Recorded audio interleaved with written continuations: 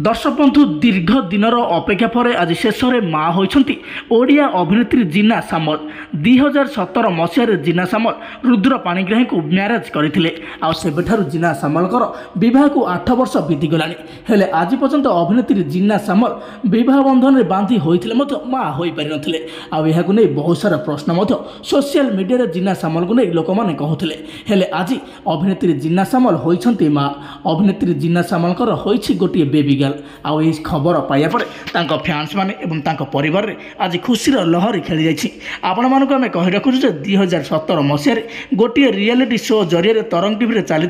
किए हे जीनार जीवन साथी एमती एक प्रोग्राम रे जीना सामल जोगदे